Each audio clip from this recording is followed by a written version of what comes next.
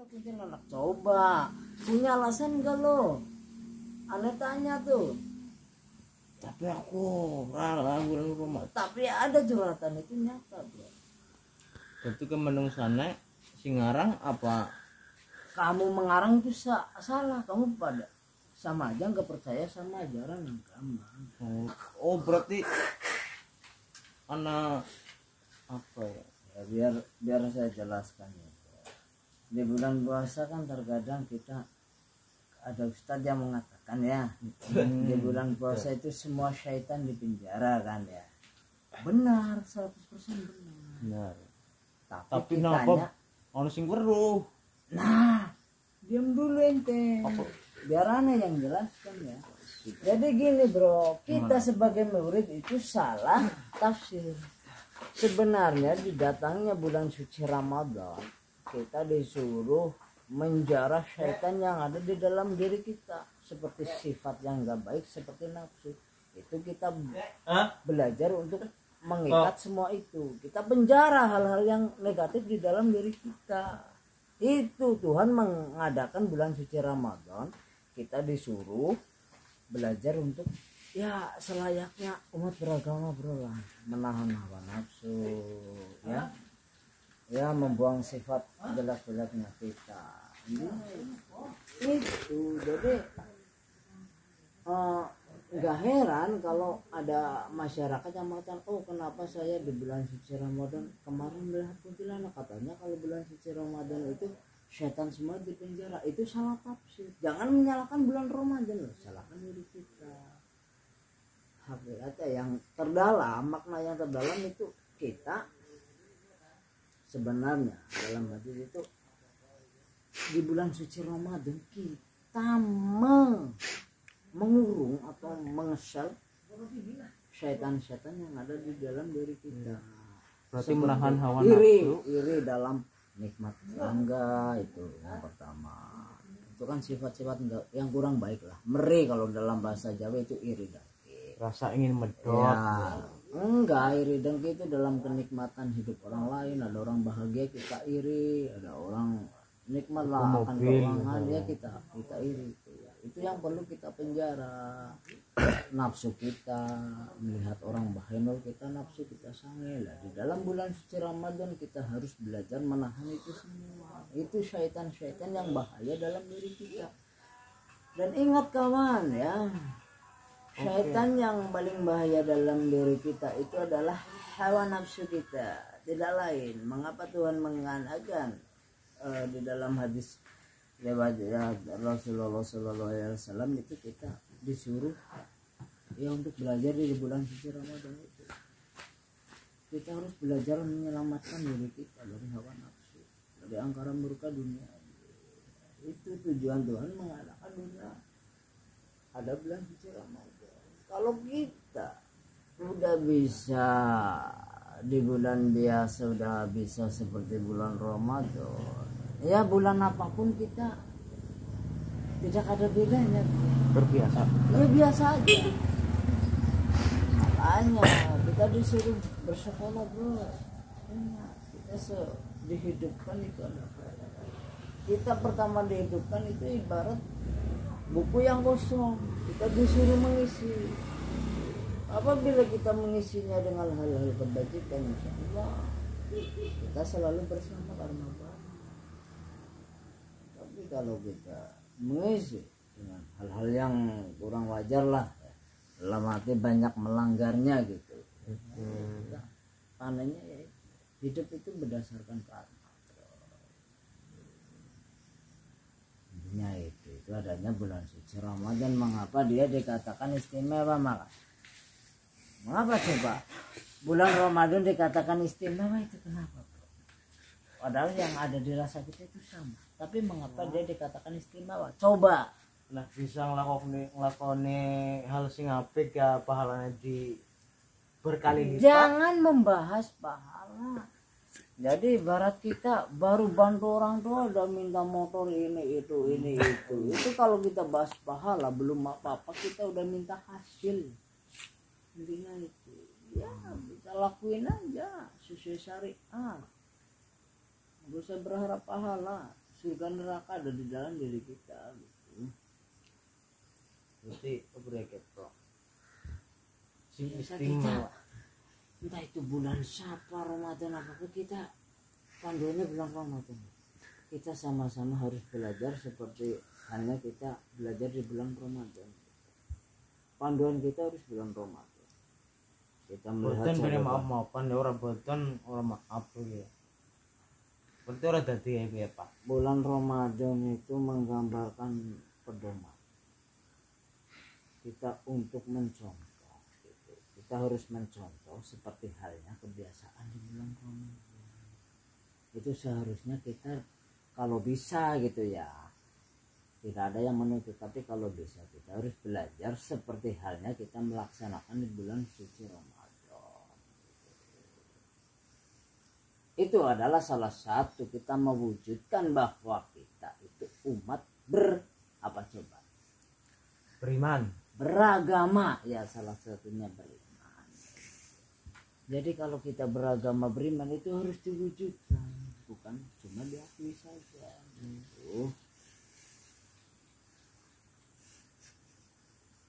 Ya, intinya itu. Jadi kita nggak boleh satu sama lain saling Anda kafirin, ente kafirun, nggak boleh. Iya nggak boleh. Entah itu Nasrani, Buddhisme atau Hindu, Islam, semua mengajarkan intinya satu, kebajikan. Tergantung dari kita. tidak ada agama yang mengajarkan keburukan. Ya intinya itu. Tinggal manusianya ya Pak. Betul. Tak eling-eling lah mengenai Deka sing bingi sih ini untuk kerumukan Deka sih. Enggak harus dieling-eling. Tapi kalau bisa itu Orang ya tak eling-eling kelingan baik ya. dilaksanakan, percuma Anda kelingan. Iya. Anda tahu pasal ini melanggar hukum. Ya. Ya, Anda percuma pasal ini enggak bawa STNK itu melanggar hukum. Tapi Anda main jauh lewat lampu merah itu nggak bawa STNK, nggak bawa helm, itu percuma. Sama aja itu jargoni kalau dalam bahasa Jawa ya. Tapi nak kayak kan masih bisa melarikan mau itu melipir misalnya itu kan, sama aja Anda lolos. tidak bertanggung jawab ya. Hah? Sama aja Anda dalam bermasyarakat tidak bisa bertanggung jawab, nggak bawa helm Anda melipir dari jalan jaga, apalagi Anda berketuhanan Anda tidak tahu wujud Tuhan di mana. Mana tuh rasa tanggung jawab Anda terhadap Tuhan di mana? Sedangkan Anda sama peraturan yang nyata yang jelas, nggak bawa helm pasalnya ini Anda melarikan diri, apalagi dengan tanggung jawab sama Tuhan. Itu kita perlu dipelajari gitu. Sebentar lagi ya nggak nyampe 1 bulan lah, kisaran 2 minggu kita menjelang bulan suci Ramadan. Nah disitulah kita belajar banyak hal tentang kehidupan berkaitan dengan Imran berkaitan dengan Imran ya. Kita intinya kesimpulannya di bulan suci Ramadan kita harus menahan hawa nafsu kita pribadi. Intinya itu. Jadi kalau puasa itu enggak cuma menahan lapar, haus itu secara lahir, cuma secara batin kita. Ente misalnya ya lihat biduan di sana seksi, kan bikin kita ya ini anak lanang kita ngadeg gitu sangga. Ya. Gue angel maksudnya otomatis Pak. Enggak bisa otomatis. Aja dengar. Semua nimbul itu dari hawa nafsu kita. Enggak bisa secara otomatis, itu enggak bisa. Berarti jangan bisa dikendalikan sih ya. Setep.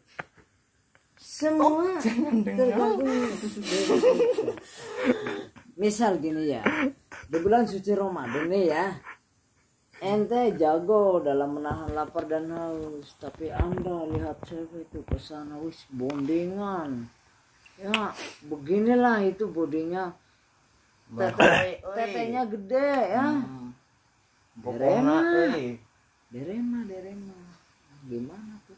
Tapi ini namanya sula.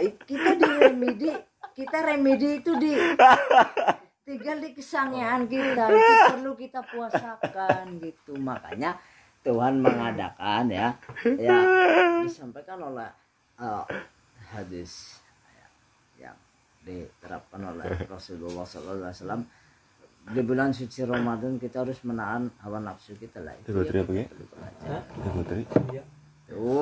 ya menura ngatek akasarannya ya aji deleng ya Pak, aji deleng yang tungkupan dalam kenikmatan yang menyesatkan diri saya pribadi gitu. Harus belajar seperti itu bro. Kalau bulan suci Ramadan menahan haus dan lapar itu udah lulus bro ya, mohon maaf nih ya, kaum fakir ya, miskin itu yang langka akan sandang pangan itu udah puasa berhari-hari bro. Jadi kita mengaji sekolah lah ya, intinya mengaji kan ya, kita harus tahu itu tujuannya apa. Saya belajar ilmu fikih tujuannya apa ya, agar kita mengerti hukum syariat agama sesuai ajaran Islam ya, betul, sesuai ajaran hadis-hadis Nabi Muhammad. Kita disuruh meneladani Nabi Agung itu bro. Ya meneladaninya dari mana ya, dari kelakuan kita sehari-hari bro gitu. Kita melihat orang sedang apa ya, ya khususnya di Pulau Jawa itu kan beraneka ragam.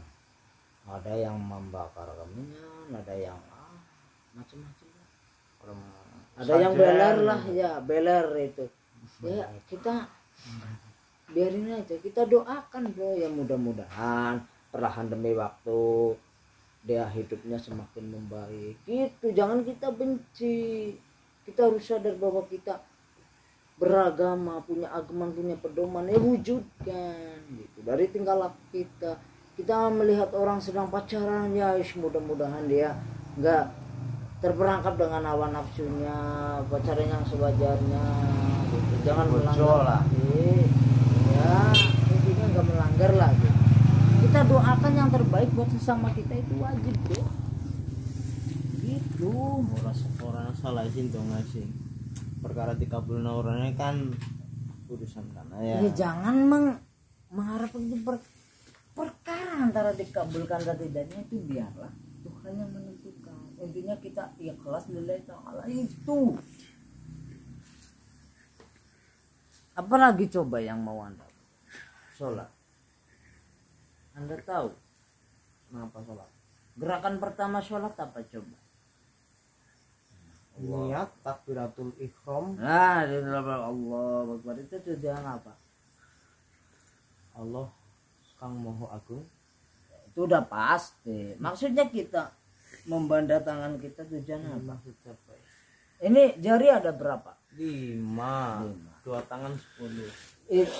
Kita anggap 5 jari kita cuma 5 bro, cuma dihubungkan antara kanan dan kiri itu jadinya 10 gitu. Kembar ya. Kali dalam 5 itu kita punya ada maknanya sendiri. Contoh main ya, perjudian, madon. Kita madon itulah beli jajan di situ di tempat-tempat apa? Tempat-tempat ya itulah ya. Main meri. Misalnya meri ini ya, kamu hidupnya bahagia, saya iri dengki dengan kenikmatan orang lain. Meri maling. Itu salah satunya. Kenapa sholat seperti ini? Kita sebenarnya disuruh membandai itu mulim kita. Allahu Akbar. Nah, kan? Sebelum kita sujud kan? Apa itu? Hablum minallah hablum minannas. Kita disuruh apa? Memayuh-ayuning bawang sesama manusia. Mari kita saling berbagi apa ya? Ya saling bertoleransi. Ketemu wong lagi mabok mas, hingga semua. Rebutan salah, rebutan bener. Rebutan bener bakal cocok, rebutan salah bakal per. sujud, kita ingat kepada Tuhan, kita hidup, ada yang menghidupkan, sedangkan bareng dumadi gitu. Dari mana kita berasal, tujuan apa kita hidup, dan kemana kita akan kembali. Lah terakhir takbiratul Jangan saling menyalahkan sesama manusia, salahkanlah diri pribadi. Kunci tidak. Kenapa Islam dikatakan yang paling sempurna?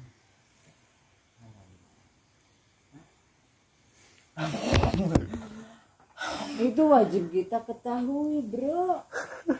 Kenapa Jangan Islam? asal kalau kita Ini nama. ikut-ikutan seperti mereka. Wah, agama saya yang paling sempurna. Kita harus punya alasan.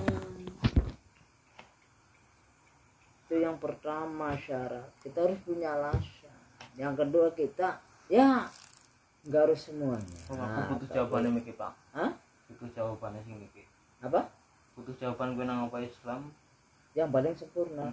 Ya dari gerakan sholat tadi itu udah menggambarkan, bro. Jadi wis gambar ruku ya gue misalnya. Iya, bro. Ya, kita sujud. Kita eling bahwa kita bukan siapa-siapa, kita makhluk yang lemah, maka kita harus bersandar manunggaling kaulu Gusti marang Gusti Allah. nah betul. Nah kita dari pertama Allah Akbar, kita hormat beragama, kita punya agaman, kita punya pedoman, maka wujud daripada itu kita menahan hawa nafsu kita mau limo termasuk ya. Merga karena mau limo kan kita semua manusia punya lawang nafsu, bro. Kita dalam arti semua manusia itu punya kekurangan ya. Lah, mari kita sesama kekurangan dan kesempurnaan kita, mari kita saling melengkapi. Wujud daripada toleransi Allah Akbar ya. Sebelum sujud itu apa namanya? Gerakan gini, bro. Kita iya gini. Oh ruku. Ya, itu wujud dari sesama toleransi manusia. Mas. Ya, dari itu setelah itu kita sujud. Kalau kita melakukan sujud baru kita sujud. Kita sadar bahwa kita itu adalah makhluk Tuhan. Ayo mari kita bersujud bersama-sama eling lan waspodo gitu. Jadi hakikatnya di dalam gerakan sholat itu adalah kunci keselamatan dalam dunia. Sebelum kita sholat itu harus paham. Seharusnya kita tahu apa yang kita lakukan itu harus tahu dan manfaatnya apa. Orang lakukan ngerti maksudnya. Iya paling tidak itu. Jadi kita ya yang kalau ini tapi dari diri saya pribadi ya, yang namanya ikut-ikutan atau yang zaman orang dahulu itu mengatakan rubuh gedang, sholat merubuh gedang, yaitu kita nggak tahu tujuannya itu. Sholat rubuh gedang, ya kan ada ya bro, wah sholat merubuh gedang gitu.